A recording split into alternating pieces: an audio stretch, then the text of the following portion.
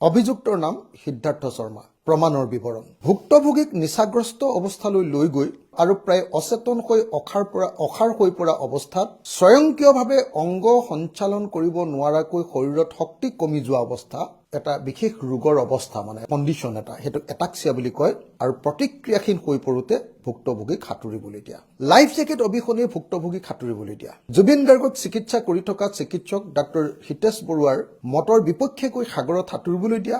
ভুক্তভোগীৰ মৃগী ৰোগ এপিলেপছিৰ ইতিহাস থকাৰ পাছতো ভ্ৰমণৰ সময়ত চিকিৎসাগত ফিটনেছৰ প্ৰমাণ পত্ৰ নোলোৱা। ভুক্তভোগীৰ বমি হোৱা আৰু মৃগী ৰোগৰ লক্ষণসমূহক সাধাৰণ গেষ্ট্ৰিকৰ সমস্যাহে বুলি অৱহেলা কৰা। ভুক্তভোগীক অৱসৰ দিবলৈ, ৰিটায়াৰ কৰিবলৈ বা জীৱন শেষ কৰিবলৈ পৰিকল্পনা কৰা আৰু ভুক্তভোগীৰ পৰা সৰ্বাধিক বিত্তীয় লাভ আদায় কৰা। শেহতীয়াকৈ মহাবীৰ একুৱা হোটেল হেৰিটেজ আৰু পৰিবহণ ব্যৱসায়ত বিনিয়োগ কৰি নিজৰ অৰ্থনৈতিক স্বাৰ্থ পূৰণ কৰা। ভুক্তভোগীৰ প্ৰতি কৰিবলগীয়া সকলো দায়িত্ব সঠিকভাৱে পালন নকৰা। বিপদত পৰাৰ সময়ত ভুক্তভোগীক উদ্ধাৰ কৰিবলৈ নাযাবলৈ আন সকলোকে আহ্বান জনোৱা আৰু যাব দে বুলি কৈ ভুক্তভোগীক বিপদলৈ ঠেলি দিয়া। এইটো অভিযোগ নহয়, এইটো এভিডেন্স বুলি কৈছে, প্ৰমাণ আছে বুলি কৈছে।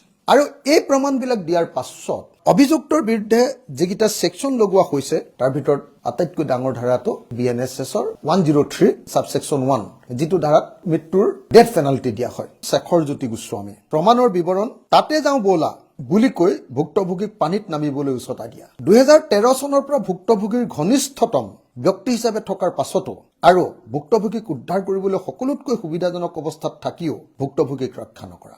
ভুক্তভোগীৰ জীৱনত বিপদ সংকেত বাজি উঠাৰ সময়ত ইয়াতত থকা আন সাক্ষীক থামছ আপ দেখুৱাই বিভ্ৰান্ত কৰা। ভুক্তভোগীৰ হাওঁফাওঁত পানী খুওৱা আৰু শাৰীৰিক আঘাতৰ কাৰক হোৱা। প্ৰথমবাৰ সাঁতোৰোতে ভুক্তভোগীয়ে মৃত্যুৰ পৰা কোনোমতেহে ৰক্ষা পৰিছিল আৰু নিচাগ্ৰস্ত তথা অৱসাদগ্ৰস্ত অৱস্থাত ভুক্তভোগীক পানীৰ পৰা তুলি আনিবলগীয়া হৈছিল। তৎসত্বেও লাইফ জেকেট নোহোৱাকৈ দ্বিতীয়বাৰ সাঁতুৰিবলৈ বাধা প্ৰদান নকৰা। শেখৰজ্যোতি গোস্বামীকো 103 বা ডেথ পেনাল্টি দিব পৰা হত্যাৰ গোচৰত অভিযুক্ত কৰা হৈছিল। অভিযুক্তৰ নাম শ্যামকানু মহন্ত। প্ৰমাণৰ বিৱৰণ। চিকিৎসকৰ পৰামৰ্শৰ বিপৰীতে গৈ ভুক্তভোগীৰ বাবে ঘাতক হ'ব পাৰে বুলি জানিও হুইস্কিৰ এটা বটল যোগান দিয়া। অমৃত প্ৰভাৰ বাবে হোটেলত পৃথক কোঠাৰ ব্যৱস্থা নকৰি জুবিন গাৰ্গৰ সৈতে একেলগে থাকিবলৈ দি মদৰ যোগানৰ ব্যৱস্থা কৰা আৰু ভুক্তভোগীক হুইস্কি দিয়া। ইয়ট পাৰ্টিৰ আয়োজকসকলক ভুক্তভোগীৰ চিকিৎসাগত বিষয়সমূহ অৱগত নকৰা। দুৰ্ঘটনাৰ দিনা পুৱা ভুক্তভোগীৰ ব্যৱস্থাপনা দলৰ সৈতে সাক্ষাৎ হোৱাৰ পাছতো ভুক্তভোগীৰ সুৰক্ষা, নিৰাপত্তা আৰু চিকিৎসাগত কোনো ব্যৱস্থা নকৰা আৰু ভ্ৰমণ বাতিল কৰিবলৈ তেওঁলোকক আহ্বান নজনোৱা। ভুক্তভোগীৰ চিকিৎসকে ৰাজহুৱাভাৱে দিয়া চিকিৎসা পৰামৰ্শ অনুসৰি তেখেতে মৃগী ৰোগ বা এপিলেপছি ৰোগী বুলি অৱগত হোৱাৰ পাছতো অসম এছ'চিয়েশ্যনৰ সভাপতিক ইয়টলৈ পঠোৱাৰ লগতে অনুষ্ঠান বাতিল কৰিবলৈ তেওঁক আহ্বান নজনোৱা। ভুক্তভোগীক চিকিৎসাৰ বাবে কোনো ব্যৱস্থা নকৰিলে আৰু যাৰ বাবে অতি গুৰুত্বপূৰ্ণ গোল্ডেন আৱাৰৰ ভিতৰত তেওঁক বচাব পৰা নগ'ল আৰু দুৰ্ঘটনাৰ 75 মিনিটৰ পিছতহে এম্বুলেন্সত ভুক্তভোগীক লৈ যোৱা হয়। আৰু তেওঁৰ বিৰুদ্ধে আটাইতকৈ ডাঙৰ যিটো ধাৰা লগোৱা হৈছে সেইটো হ'ল হত্যাৰ 103, য'ত তেওঁৰ ডেথ পেনাল্টি হ'ব পাৰে বা মৃত্যুদণ্ড হ'ব পাৰে, সেই ধাৰাটো লগোৱা হৈছে। অভিযুক্তৰ নাম অমৃত প্ৰভা মহন্ত। প্ৰমাণৰ বিৱৰণ। ঘটনাৰ পূৰ্বৰ 2টা ৰাতি ভুক্তভোগীৰ সৈতে একেটা কোঠাত থাকি তেওঁক অত্যধিক মদ্যপান কৰিবলৈ দিয়া। ভুক্তভোগীৰ মেনেজাৰ, অনুষ্ঠানৰ আয়োজক আৰু ভুক্তভোগীৰ পত্নীক তেওঁৰ অত্যধিক সুৰাপান আৰু খাদ্য নোখোৱা আৰু টোপনি নমৰাৰ কথা অৱগত নকৰা। ভুক্তভোগী প্ৰায় ডুবিবলৈ ধৰা সময়ত ভিডিঅ' ৰেকৰ্ডিং কৰি থকা আৰু কেপ্টেইনজন ওচৰতে থকাৰ পাছতো কিবা ব্যৱস্থা ল'বলৈ অৱগত নকৰা। ঘটনাৰ পিছতহে ইয়টত থকা NRI, আমাৰ অসমীয়া যিবিলাক ছিংগাপুৰত থকা মানুহ আৰু পাৰ্টিৰ আয়োজকসকলক ভুক্তভোগীয়ে খোৱা ঔষধসমূহৰ বিষয়ে জনোৱা। এওঁৰ ওপৰতো হত্যাকাণ্ডৰ 103 ছেকশ্যন লগোৱা হৈছে, যাৰ সৰ্বোচ্চ শাস্তি ডেথ পেনাল্টি বা মৃত্যুদণ্ড। অভিযুক্তৰ নাম সন্দীপন গাৰ্গ। প্ৰমাণৰ বিৱৰণ।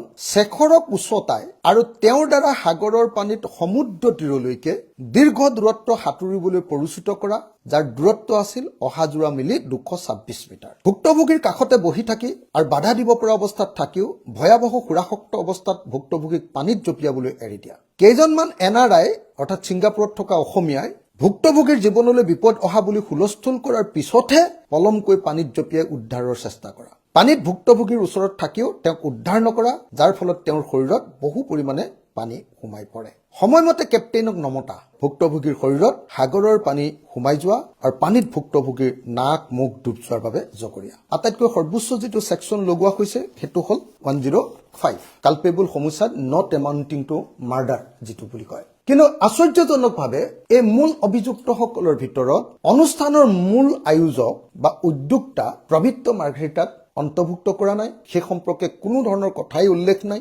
আৰু লগতে এই যে এক্সটাৰ্নেল এফেয়াৰ্ছ ডিপাৰ্টমেণ্টে এইটো পাতিছিলে, ছিংগাপুৰত থকা যিজন ভাৰতীয় দূতাবাসৰ ৰাষ্ট্ৰদূত, সেই ৰাষ্ট্ৰদূতৰ ওপৰতো কোনো ধৰণৰ এই চাৰ্জশ্বিটত উল্লেখ নাই। গতিকে আমি এটা কথা স্পষ্টকৈ ক'ব পাৰোঁ, প্ৰবৃত্ত মাৰ্ঘেৰিটাক অভিযুক্ত ৰূপে তেওঁৰ বিৰুদ্ধে এভিডেন্স সংগ্ৰহ নকৰাটো চাৰ্জশ্বিটখনত আটাইতকৈ ডাঙৰ দুৰ্বলতা। দ্বিতীয় ডাঙৰ দুৰ্বলতাটো হ'ল যে ছিংগাপুৰত থকা ভাৰতীয় ৰাষ্ট্ৰদূতৰ ওপৰত ইয়াত কোনো কথা উল্লেখ কৰা হোৱা নাই। তৃতীয় ডাঙৰ কথাটো হ'ল যে NRI যিবিলাক মানুহে তেওঁক পাৰ্টিটোলৈ লৈ গৈছিলে, তেওঁলোকক চাৰ্জশ্বিটেড কৰা হোৱা নাই। পৃথিৱীৰ সকলো অসমীয়াই জানে যে জুবিন গাৰ্গ অসুস্থ। জুবিন গাৰ্গ অসুস্থৰ কথাটো ছিংগাপুৰত থকা অসমীয়াসকলে নাজানে, এই কথাটোকে বুজাবৰ কাৰণে 3 নম্বৰ যিটো প্ৰমাণ দিছে শ্যাম কানুৰ বিৰুদ্ধে, তাত লিখিছে য়দ পাৰ্টিৰ আয়োজকসকলক ভুক্তভোগীৰ চিকিৎসাগত বিষয়সমূহ অৱগত নকৰা। এইবুলি য়দ পাৰ্টিৰ আয়োজকসকলক লাহেকে ইয়াত সুৰক্ষিত কৰি দিয়া হৈছে। আকৌ সুৰক্ষিত ক'ত কৰি দিলে? ভুক্তভোগীৰ চিকিৎসকে ৰাজহুৱাভাৱে দিয়া চিকিৎসা পৰামৰ্শ অনুসৰি তেখেতক মৃগী ৰোগী বুলি অৱগত হোৱাৰ পাছতো অসম এছ'চিয়েশ্যনৰ সভাপতিক ইয়তলৈ পঠোৱাৰ লগতে অনুষ্ঠান বাতিল কৰিবলৈ তেওঁক আহ্বান নজনোৱা। গোটেই অসমত ৰাজহুৱাকে এওঁৰ চিকিৎসা চলি থকা বুলি জনাৰ পাছতো শ্যাম কানুৱে সেই কথাটো নজনালে। কিন্তু য'ত অসম এছ'চিয়েশ্যনৰ সভাপতিক বচুৱাই দিয়া হৈছে যে তেওঁক এই কথাটো অৱগত কৰা নহ'ল। য'ত শ্যাম কানুক ফচুৱা হৈছে ৰাজহুৱাকে চবে জানে বুলি কৈ, সেই কথাটোত আকৌ য়াদ পাৰ্টিৰ মেইন উদ্যোক্তা অসম এছ'চিয়েশ্যনৰ সভাপতিজনক পচাই দিয়া হৈছে। অমৃত প্ৰভাৰ লগতো যদি চাই, ঘটনাৰ পিছতে য়দত থকা NRI আৰু পাৰ্টিৰ আয়োজকসকলক ভুক্তভোগীয়ে খোৱা ঔষধসমূহৰ বিষয়ে জনোৱা। তাৰমানে NRI কেইজনে এই কথা নাজানে, NRI কেইজনৰ পিছতহে গম পাইছে, এই মৃত্যুৰ পাছতে বা ঘটনা ঘটাৰ পাছতে তাতো NRI কেইজনক পচাইছে। আকৌ সঞ্জীৱন গাৰ্গৰ বিৰুদ্ধে যিটো চাৰ্জ আনিছে, তাতো কৈছে যে কেইজনমান NRIয়ে ভুক্তভোগীৰ জীৱনলৈ বিপদ অহা বুলি হুলস্থুল কৰাৰ পাছতে পলমকৈ পানীত জঁপিয়াই উদ্ধাৰৰ চেষ্টা কৰা। যদিও অসমৰ মুখ্যমন্ত্ৰীয়ে কৈছে যে জুবিন গাৰ্গৰ চাৰ্জশ্বিটখন 12,000 পৃষ্ঠাৰ, কিন্তু ইয়াৰ ফাইনেল ৰিপৰ্টটো একচুৱেলি 305 পৃষ্ঠাৰহে। 305 পৃষ্ঠাৰ যিটো ডাঙৰ ভলিউম 292 পেজৰ পৰা 305 পেজলৈকে, এই 13 পৃষ্ঠাতে কেৱল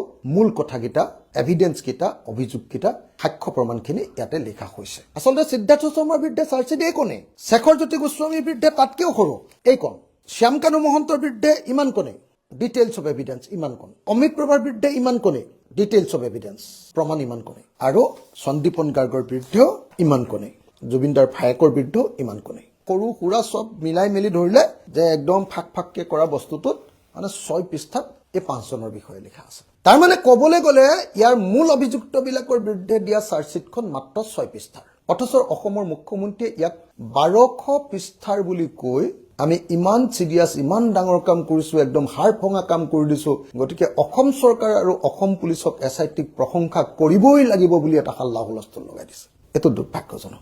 এই তদন্তটোৰ আটাইতকৈ ডাঙৰ আখুৱাটো হ'ল যে তদন্ত কৰিবৰ কাৰণে প্লেচ অফ অকাৰেঞ্চলৈ IO আৰু CIO নগ'ল। 2জন অফিচাৰ গ'ল, কিন্তু এমাহ এদিনৰ পাছত গ'ল, আৰু এমাহ এদিনৰ পাছত গৈও তেওঁলোকে অকল 3টা বস্তু প্ৰমাণ আনিলে, 3টা তথ্য। এটা প্লাষ্টিকৰ 1/2 লিটাৰৰ পানী বটলত সাগৰৰ লুণীয়া পানী 1/2 লিটাৰ। তেওঁলোকে তাত গৈ এখন এনেকে মেপ বনালো বুলি কৈছে ঘটনাৰ ঠাইডোখৰ, আৰু ভিডিঅ' ৰেকৰ্ডিং এটা কৰিলে। এই 3টাই কেৱল তেওঁলোকৰ কাম। আৰু সেইকাৰণে মই কৈছো যে যি সময়ত এই চাৰ্জশ্বিটখনত ঘটনাস্থলীৰ গোটেই প্ৰমাণ, তথ্য, ভিডিঅ' ৰেকৰ্ডিং সববিলাক আনিব লাগিছিলে, ষ্টেটমেণ্ট ল'ব লাগিছিলে, সাক্ষ্য ল'ব লাগিছিলে, আৰু ডকুমেণ্টছবিলাকো সংগ্ৰহ কৰিব লাগিছিলে, সেই আটাইবিলাক নকৰিলে। সেইকাৰণে মই বাৰম্বাৰ কৈ আছো যে এইখন হ'ল নগৈ গড়গাঁৱৰ বাতৰি দিয়া চাৰ্জশ্বিট। যিবিলাক ডকুমেণ্টছ লাগে, সেই ডকুমেণ্টছবিলাক অকল কেৱল জুবিনদাৰ পত্নী গৰিমা শইকীয়া গাৰ্গৰ পৰাহে সংগ্ৰহ কৰিছে। অথচ অসমৰ মুখ্যমন্ত্ৰীয়ে কৈ থাকিলে যে এমলেটৰ জৰিয়তে আমি ছিংগাপুৰৰ পৰা সকলোবিলাক তথ্য পাম। MLATৰ জৰিয়তে তেওঁ আমাৰ যি ছিংগাপুৰৰ লগত যিখন চুক্তি আছে, সেই চুক্তিখনৰ জৰিয়তে বোলে গোটেইখিনি পাম। এটাওতো নাপালে। যিকেইটা তথ্য পালে, ডেথ চাৰ্টিফিকেটখন পালে, জুবিনদাৰ যে ক'ভিড হৈ আছিলে তাৰ ক'ভিডৰ চাৰ্টিফিকেট এখন পালে, সেইটো গৰিমা বৌৰ পৰা পালে। যিটো ৰিপৰ্ট আছিলে সেই ৰিপৰ্টটো জুবিনদাৰ বৌৰ পৰা পালে। এটা বস্তু প্ৰমাণিত হ'ল যে অসমৰ মুখ্যমন্ত্ৰীয়ে বাৰম্বাৰ কৈ থকাৰ পাছতো এই চাৰ্জশ্বিটখন তৈয়াৰ কৰাৰ ক্ষেত্ৰত ছিংগাপুৰ গভৰ্ণমেণ্টৰ পৰা অথৰিটিৰ পৰা সামান্যতম সঁহাৰি তেওঁলোকে আদায় কৰিব নোৱাৰিলে। মোৰ কাৰণে আটাইতকৈ আশ্চৰ্যকৰ কথাটো হ'ল অসম তোলপাৰ লগোৱা জুবিন গাৰ্গৰ হত্যাৰ ঘটনাটোক লৈ সততে অসমীয়া প্ৰেমী বুলি দাবী কৰি থকা আমাৰ ভাৰতবৰ্ষৰ প্ৰধানমন্ত্ৰী নৰেন্দ্ৰ মোদীয়ে মাজে মাজে গামোচা লৈ যে অসম প্ৰেম দেখুৱাই থাকে, তেওঁ কিন্তু জুবিন গাৰ্গৰ এই হত্যাকাণ্ডৰ বিষয়টো এবাৰৰ কাৰণেও ছিংগাপুৰ গভৰ্ণমেণ্টৰ লগত আলোচনা কৰাটো আমি কম নাপালো। ছিংগাপুৰ গভৰ্ণমেণ্টৰ পৰা যিখিনি তথ্য প্ৰমাণ এভিডেন্স ডকুমেণ্টছ আনিব লাগিছিলে ইয়াত নাই একো। কেৱল ছিংগাপুৰ গভৰ্ণমেণ্টৰ পৰা কি কৰিছে, জুবিন দাৰ আৰু কাৰোবাৰ মোবাইল 3টা তেওঁলোকে পঠিয়াই দিছে। থাকি আহিছিলে 3টা মোবাইল কাৰোবাৰ, সেই 3টা মোবাইল খালি পঠিয়াই দিছে। তাৰ বাহিৰে এটাও তথ্য ইয়াত উলিয়াব পৰা নাই। তৃতীয় কথা যে এমলেটৰ জৰিয়তে আনিলেও কাম নহলহেঁতেন যদিহে BNSSৰ 112 নম্বৰ ধাৰা অনুসৰি কোৰ্টৰ জৰিয়তে লেটাৰ্ছ ৰগেটৰী বা লেটাৰ অফ ৰিকুৱেষ্টৰ জৰিয়তে যদি সেইটো অনা নহয়। অসমৰ মুখ্যমন্ত্ৰীয়ে স্বীকাৰ কৰি দিলে সেইদিনা যে ছিংগাপুৰৰ পৰা তথ্য নাপালেও 112ৰ জৰিয়তে ছিংগাপুৰৰ পৰা আমি যদি আনিব নোৱাৰো, ছিংগাপুৰে যদি এমলেটৰ জৰিয়তে তথ্য নিদিয়ে তথাপিও ইয়াত হোৱা কথাবিলাকৰ জৰিয়তে আমি এওঁলোকক শাস্তি দিব পাৰিম বুলি এওঁলোকে কৈছে। এই গোটেই এনকুৱাৰীটোত যিমানবিলাক তথ্য প্ৰমাণ দাখিল কৰা হৈছে চব ঘটনাটোৰ মটিভৰ ওপৰত, কি উদ্দেশ্যত জুবিন দাক হত্যা কৰিলে, পইচা মাৰিবৰ কাৰণে, কি কৰিবৰ কাৰণে, গোটেইখন তথ্য অকল সেইগালে। বিহু কমিটিৰ পৰা 12 লাখকে লৈছিলে, দিলে 7 লাখকে, এনেকুৱা ধৰণৰ গোটেই তথ্যৰে ভৰা আশ্চৰ্যজনক ঘটনা। আৰু মেইন উইটনেছেছ খিনি কৈ দিয়াৰ পাছত বা দুৰ্বলতাবিলাক কৈ দিয়াৰ পাছত অসমীয়া মানুহে, অসমৰ ৰাইজে নিজে বিবেচনা কৰক যে একচুৱেলি এই চাৰ্জশ্বিটখনৰ জৰিয়তে সঁচাকে অপৰাধীহঁতৰ মৃত্যুদণ্ড হ'বনে।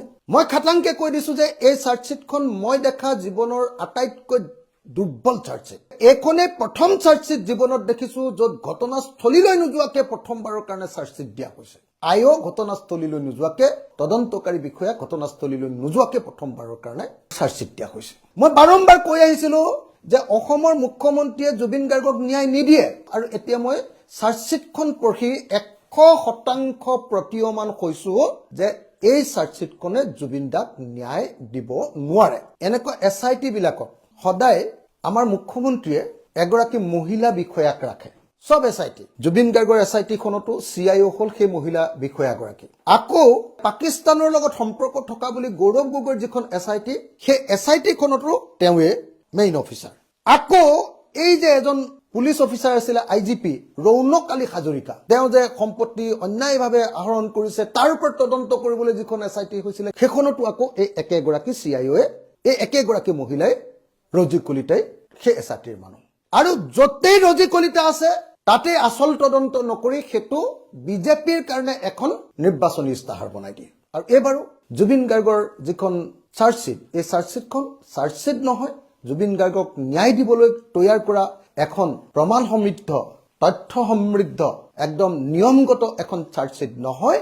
এখন হ'ল 2026 চনৰ অসম বিধানসভাৰ নিৰ্বাচনত কোনোপধ্যে যাতে বিজেপি বিপদত নপৰে যে তোমালোকৰ দিনত জুবিন গাৰ্গক মাৰি দিলা, হিমন্ত বিশ্ব তোমাৰ শাসনকালত জুবিন গাৰ্গক মাৰি পেলালা আৰু তেওঁক ন্যায় দিয়া নাই, এই বুলি যাতে নকয় তাৰ কাৰণে কেইদিনমানৰ কাৰণে নিৰ্বাচনলৈকে বিজেপি দল আৰু হিমন্ত বিশ্ব শৰ্মাক বচাব পৰা কেৱল নিৰ্বাচনী ইস্তাহাৰ এখন। গাঁৱলৈ যেতিয়া হিমন্ত বিশ্ব শৰ্মা মিটিং কৰিবলৈ যাব, নিৰ্বাচনী মিটিং, তেতিয়া গাঁৱৰ মানুহে যাতে নেখেদায়, খেদি নপঠিয়াবৰ কাৰণে কৈ দিব পাৰে, নাই নাই নাই মইতো নাজানো, কোৰ্টে যি কৰে কৰিব, কোৰ্টেতো ন্যায় দিব লাগিব, আমিতো হত্যাকাণ্ড বুলি দি দিছো, এই বুলি যাতে ক'ব পাৰে তাৰ কাৰণে কৰা এখন নিৰ্বাচনী ইস্তাহাৰ।